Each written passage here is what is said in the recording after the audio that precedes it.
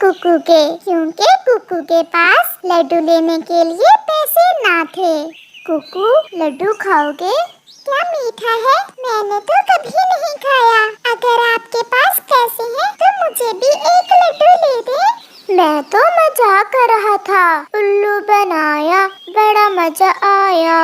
बुलबुला ऐसे कुकू का मजाक बनाता है। मेरे पापा मुफ्त में लड्डू नहीं देते, जाओ और जाकर मिट्टी के लड्डू बनाकर खा लो। ये पहली बार नहीं था, ऐसा पहले भी कई बार हो चुका था। सभी छोटे पक्षी बेचारे कुकू का ऐसे ही मजाक बनाते। फिर कुकू निराश होकर रोता हुआ अपने घर को उड़ता है। कुकू अनाथ था, उसका पापा तो उसी समय मर गया था जब वो अंडे से बाहर भी न आया था, और उसकी मम्मा एक छोटे से घर में रहती थी, और वो भी किराए के। उसके पास इतने पैसे ना थे कि अपने बेटे की हर इच्छा पूरी कर सके। कुकू रोते रोते घर आ जाता है। कुकू मेरे बेटे, ये क्या आज फिर आप रो रहे हो? आज क्या हुआ? क्या किसी ने कुछ कहा है? मम्मा, मम्मा, मेरे पापा कहाँ हैं? मुझे पापा ला कर देना। मेरे बेटे, आपके पापा ये जंगल छोड़कर बहुत दूर चले गए हुए हैं। वो अब हमारे पास कभी नहीं आ सकते।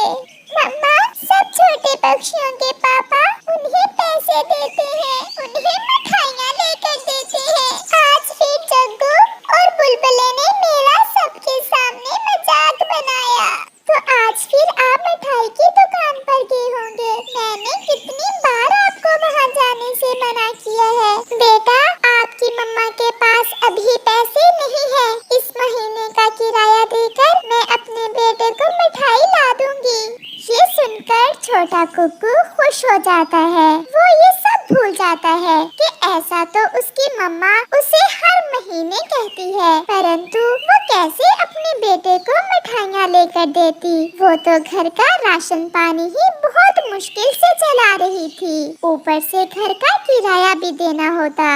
रात हो जाती है और कुकू रोते रोते सो जाता है। मैं जानता हूँ कुकू, आप बहुत गरीब हो और आपका मिठाई खाने को बहुत मन कर रहा है। अंकल पेड़, वो सब मुझे दिखा दिखा कर मिठाइयाँ खाते हैं और मेरा मजाक भी बनाते हैं। अब आप भी मिठाइयाँ खाओगे, और वो भी लड्डू। वो कैसे अंकल पेड़? आप मेरे ये फूल तोड़कर ले जाएं और इसे अपने घर के पास ही बो दें, और फिर देखना इससे जो पेड़ बनेगा उस पर लड्डू लगेंगे। क्या सच अंकल पेड़? हाँ, और किसी को मेरे बारे में ना बताना। मैं उसी की मदद करता हूँ जो बहुत अच्छा, नेक और सच्चा पक्षी हो। अब तो मैं भी लड्डू खाऊंगा। अब तो मैं भी लड्डू खाऊंगा। कुकू बेटा, क्या लड्डू लड्डू लगा रखी है? सारा दिन कव्वे के लड्डू देख देख कर अब आपको सपनों में भी लड्डू दिखाई दे रहे हैं। ये तो एक सपना था। मैं सुबह अपनी मम्मा को इस सपने के बारे में बताऊंगा। और कुकू फिर से सो जाता है। सुबह हो जाती है। आज तो कुकू कुछ पहले ही उठ जाता है और वो अपनी मम्मा को अपने सपने का बताता है। कुकू बेटा, ऐसे अगर पेड़ों पर लड्डू लगने लगे तो सभी पक्षी लड्डू के बीज बो दें और मीठे मीठे लड्डू खाएं। मम्मा, आप मेरे साथ चलें। अगर नदी के पास वो लाल रंग के फूल वाला पेड़ ना हुआ तो समझना कि मेरा सपना झूठा है। आप ऐसे नहीं मानोगे। फिर कुकू की मम्मा कुकू को साथ लेकर नदी पर जाती है। वो दोनों माँ बेटा जब नदी पर जाते हैं तो देखते हैं कि वहाँ तो सच में एक बड़ा पेड़ है जिस पर लाल रंग के फूल लगे हुए हैं। मैं न कहता था कि मेरा सपना सच्चा है। फिर कुकू वहाँ से कुछ फूल तोड़ लेता है। मुझे तो अभी तक विश्वास नहीं हो रहा। कल जब मेरे इन फूलों से जादुई लड्डू के पेड़ उगेंगे तो फिर आपको विश्वास आ जाएगा।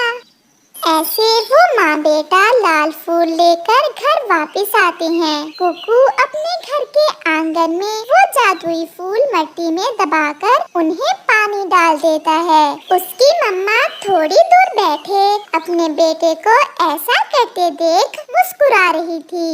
मेरा बेटा भी पागल ही है, लड्डू खाने का ऐसा भूत सवार हुआ है इसके सर पर कि हर समय लड्डू लड्डू ही बोलता रहता है। कुकू बेटा, अगर लड्डू के बीज बो दिए हैं तो चलो घर की छत मरम्मत करने के लिए कुछ सूखी लकड़ियाँ ले आए। अगर बारिश शुरू हो गई तो छत टपकने लगेगी। बस कुछ ही दिनों तक हम अपने इस लड्डू के पेड़ से लड्डू तोड़कर बेच देंगे और हम अपने लिए नया घर खरीद लेंगे। अच्छा चलो, अब शाम होने को है। फिर वो माँ बेटा वहाँ से चले जाते हैं। बुलबुले, पता है मैं भी अब लड्डू खाऊंगा। अपने बेटे की ये बात सुनकर उसकी मम्मा समझ जाती है कि अब कुकू अपने दोस्तों को लड्डू के पेड़ के बारे में बताएगा। कुकू बेटा, चुप कर जाओ, क्यों ऐसी उल्टी सीधी बातें कर रहे हो? जग्गू, सुना है अब कुकू भी लड्डू खाएगा। हाँ मम्मा, कुकू अब मट्टी से लड्डू बना बना कर खाएगा। नहीं, मैंने आज अपने घर के आंगन में लड्डू का एक पेड़ बोया है। कल से उस पेड़ पर ढेर सारे लड्डू लगेंगे और मैं जी भर के लड्डू खाऊंगा। लड्डू का पेड़? मम्मा, लड्डू का पेड़? फिर तो हमारी मिठाई की दुकान बंद हो जाएगी, है ना कुकू? ये कहते हुए वो सब हंसने लग जाते हैं। कुकू, चलो बेटा, मैं लकड़ियाँ उठाती हूँ और आप ये सूखा घास उठाएं और घर चले। फिर वो माँ बेटा अपने घर को उड़ते हैं। कुकू, घर जाकर अपने लड्डू के पेड़ को पानी दे देना। जग्गू ऐसे कुकू को आवाजें देते हुए हंस रहा था। मम्मा, मुझे आज बहुत नींद आ रही है। मुझे पता है आपको सोने की क्यों जल्दी है, ताकि जल्दी से रात गुजर जाए और मैं अपने लड्डू के पेड़ को देख सकूं। फिर वो माँ बेटा सो जाते हैं। कुकू को फिर से सपना आता है और सपने में फिर से वही पेड़ आता है। कुकू, क्या मेरे लाल फूलों को जमीन में दबाकर पानी दे दिया है? मैंने 2 बार पानी दिया है अंकल पेड़। कल जब उस बीज से पौधा निकलेगा तो वो देखते ही देखते एक बड़ा पेड़ बन जाएगा और जब उस पेड़ पर लड्डू लगेंगे तो आप खुद भी खाना और अपने सभी दोस्तों को भी देना। और हाँ बेटे कुकू, कभी भी लालच ना करना। मैं वचन देता हूँ अंकल पेड़, मैं कभी लालच नहीं करूँगा। कुकू की आँख खुल जाती है और बाकी की रात वो जाग कर ही गुजारता है। और फिर सुबह हो जाती है और जब कुकू और उसकी मम्मा अपने आंगन में आते हैं तो वहाँ सच में एक छोटा सा पौधा उगा हुआ था जो तेजी से बड़ा हो रहा था। मेरा लड्डू का पेड़ उग आया। मम्मा, मेरा लड्डू का पेड़ उग आया। कुकू, मेरे बेटे, ये तो सच में कोई चमत्कारी पेड़ ही लग रहा है। देखते ही देखते उस पेड़ पर पीले रंग के फूल लगते हैं जो लड्डुओं में बदल जाते हैं। कुकू बेटा, एक लड्डू तोड़कर खाकर तो देखो कि आपके लड्डुओं का स्वाद कैसा है। फिर कुकू अपने पेट से एक लड्डू तोड़कर खाता है। मम्मा, मेरे पेड़ के लड्डू बहुत स्वादिष्ट हैं। गौरी, अब हमारा क्या बनेगा? सभी पक्षी कुकू के जादुई पेड़ से लड्डू खा रहे हैं और हमारी दुकान पर सुबह से एक भी ग्राहक नहीं आया। करना क्या है कालू जी, अब बैठ के हम मक्खियाँ मारेंगे। ऐसे कुकू और उसकी मम्मा खुशी खुशी अपनी जिंदगी गुजारते हैं और उस चमत्कारी लड्डू के पेड़ से लड्डू खाते हैं। वो दोनों तितलियाँ पक्की सहेलियाँ थीं। वो तब से सहेलियाँ थीं जब से वो छोटी सी थीं। एक का नाम सुनीता और दूसरी का नाम रानी था। तितलियाँ हो और उनकी फूलों से दोस्ती न हो, ये कैसे हो सकता है? इसी कारण रोज उन दोनों तितलियों का दोस्त था। वो बहुत सुर्ख रंग का गुलाब था। अच्छा रोज, ये तो बताओ, आपको हम दोनों में से सुंदर तितली कौन सी लगती है, मैं या रानी? आप दोनों ही मेरे दोस्त हो और मेरे लिए आप दोनों एक से बढ़कर एक सुंदर हो। आप दोनों के पंख कितने सुंदर हैं और मेरा जीवन भी आप ही के कारण है। अगर आप ना हो तो मेरी ये सुंदरता भी किसी काम की नहीं। देखा सुनीता, मैं ना कहती थी कि रोज हम दोनों से एक जैसी दोस्ती रखता है। रोज, परंतु मुझे एक बात का बहुत दुख होता है। वो क्या सुनीता, बताओ तो, मैं भी तो जानूं मेरी दोस्त किस बात पर दुखी है। यही ना कि हम तितलियों और फूलों का जीवन इतना कम क्यों होता है। सच, मैं यही कहने वाली थी। मेरी दोस्त सुनीता, आप ये सोचकर कभी दुखी ना हुआ करें, क्योंकि हमारा जीवन चाहे थोड़ा है, परंतु जो खूबसूरती भगवान ने हमें दी है वो किसी और के पास है भी तो नहीं। हम सबसे सुंदर हैं। हर कोई तितलियों से दोस्ती करना चाहे और हर कोई मेरी खुशबुओं को अपने मन में उतारना चाहे। वो सब दोस्त ऐसे बातें कर रहे थे कि शाम भी हो जाती है। अच्छा दोस्त, अब हमें जाना होगा। शाम हो गई है और थोड़ी ही देर में शबनम गिरने लगेगी और हमारे पंख भीग जाएंगे, फिर हमसे उड़ा नहीं जाएगा। मैं कल आपका इंतजार करूंगा और आज रात में शबनम के कतरे कुछ ज्यादा ही पी लूंगा ताकि कल आपके लिए ज्यादा खुशबू दे सकूं। फिर तितलियां अपने घर चली जाती हैं। जंगल में आधी रात थी। वो फूल भी गहरी नींद सो रहा था। ये तो बहुत सुंदर फूल है, क्यों ना थोड़ी देर इसकी सुगंध लूं। बुरे काम कर करके अब तो मुझे खुद से भी गंदी बू आ रही है। ऐसा सोचते हुए वो बुरी चुड़ैल उस फूल के पास जाती है। इस फूल की सुगंध तो कुछ ज्यादा ही तेज है, कैसे मन में उतर रही है। और फिर रोज भी उस बुरी चुड़ैल की आवाज सुनकर उठ जाता है। मेरी सुगंध इस कारण है कि मेरा मन आपकी तरह हमेशा बुराई का नहीं सोचता। बुरा सोच सोच कर आपका मन इतना बुरा हो चुका है कि आपको खुद से बदबू आती है। मैंने सब सुन लिया था जो आप खुद से बातें कर रही थी। अच्छा, मेरा मन बुरा है और तुम्हारा अच्छा, तो फिर क्यों ना मैं तुम्हारी खुशबू ही चुरा लूं। कैसा लगेगा तुम्हें जब तुम एक बदबूदार और काले रंग के फूल बन जाओगे। ऐसा जुल्म ना करना, मैंने तो जो सच है वही आपको बताया। परंतु वो बुरी चुड़ैल रोज की कोई बात नहीं सुनती और अपने जादू से रोज की सारी खुशबू चुरा लेती है और रोज को काले रंग का कर देती है। अब मैं चलती हूँ मैं। ला ला ला ला ला ला ला ला ला ला। ना तुम पहाड़ों पर जाओगे, ना गुलाबी झरने का पानी पियोगे और ना फिर से महकोगे। ऐसा कहते हुए वो बुरी चुड़ैल वहाँ से चली जाती है। रोज रोने लग जाता है। तुम बहुत बुरी थी, तुमने मेरी खुशबू मुझसे छीन ली, मेरा रंग भी छीन लिया। वो ऐसे सारी रात रोता रहता है।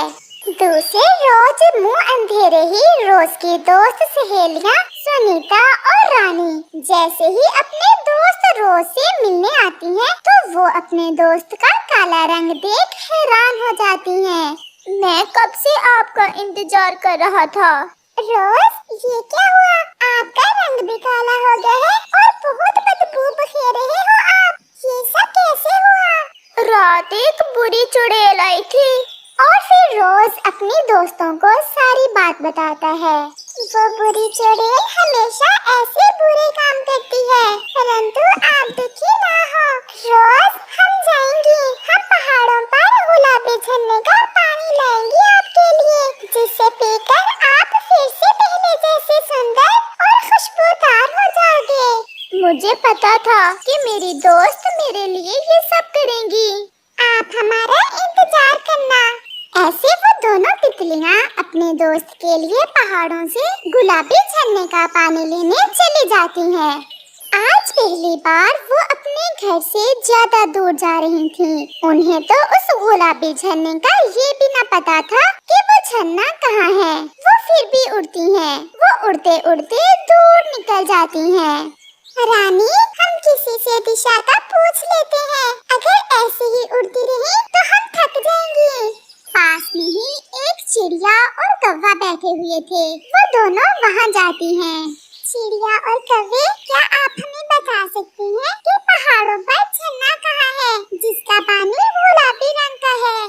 छोटी और सुंदर तितलियों, मुझे पता है गुलाबी झरना की दिशा का, परंतु वहाँ जाकर आपने क्या करना है? एक बुरी चुड़ैल ने हमारे दोस्त रोज की खुशबू छीन ली है और उसे काले रंग का बना दिया है। हमें उस गुलाबी झरने का पानी लाकर अपने दोस्त को पिलाना है ताकि वो फिर से सुंदर हो जाए और पहले की तरह खुशबू बखेरे।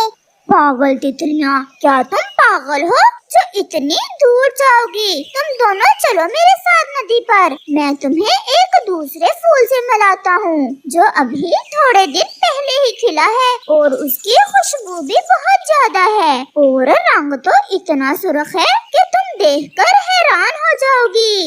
ये सुनकर सुनीता तो खामोश रहती है, परंतु रानी के मन में लालच आ जाता है। क्या वो फूल जवान है? जवान और खुशबू से भरा हुआ। तो फिर आप हमें उसी के पास ले जाएं। नहीं रानी, हम एक नए दोस्त के मिल जाने पर पुराने दोस्त को नहीं छोड़ सकती। मैं खड़ी हूँ और न जाने वो पानी पीने से भी रोज पहले जैसा हो या ना हो। ऐसा कभी नहीं करते। क्या आपकी दोस्ती इतनी ही कमजोर थी कि दोस्त पर मुश्किल समय आया और आप उसे छोड़ दोगी? ये चिड़िया भी तुम्हारी सहेली की तरह दोस्तियाँ निभाती है और फिर बाद में रोती है।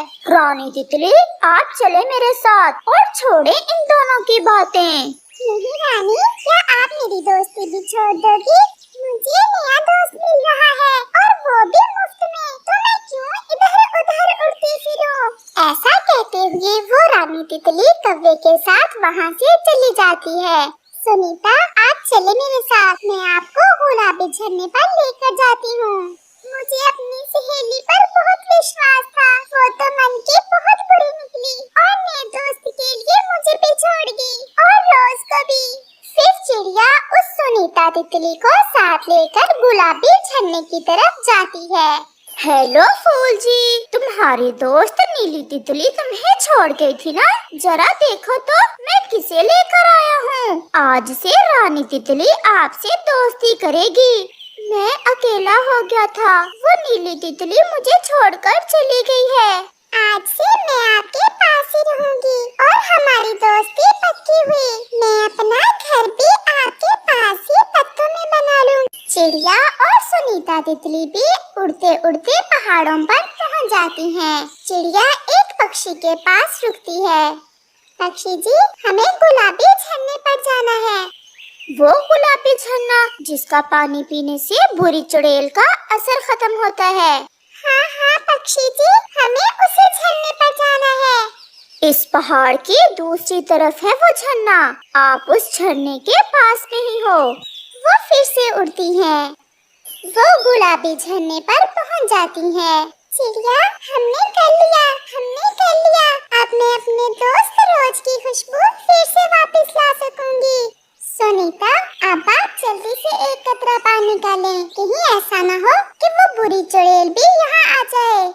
फिर सुनीता तितली उस गुलाबी झरने से एक कतरा पानी का लेती है और वो दोनों वापस हो लेती हैं। वापसी पर सुनीता तो बहुत ज्यादा खुश थी और चिड़िया भी खुश थी क्योंकि उसे एक अच्छा काम करने को मिला था। रोज जैसे ही सुनीता को देखता है वो खुश हो जाता है। सुनीता गुलाबी झरने के पानी का वो कतरा अपने दोस्त की पंखुड़ियों पर गिराती है। थोड़ी ही देर में रोज फिर से महकने लगता है और पहले की तरह सुर्ख हो जाता है। सुनीता, मेरी दोस्त, आपने मुझे बचा लिया।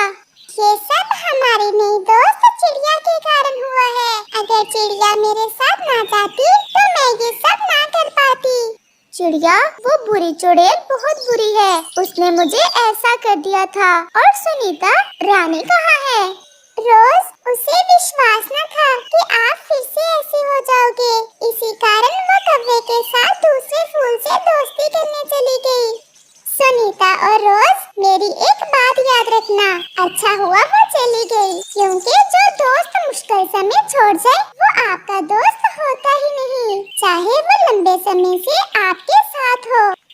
चिड़िया, सुनीता और रोज खुशी खुशी दिन गुजारते हैं।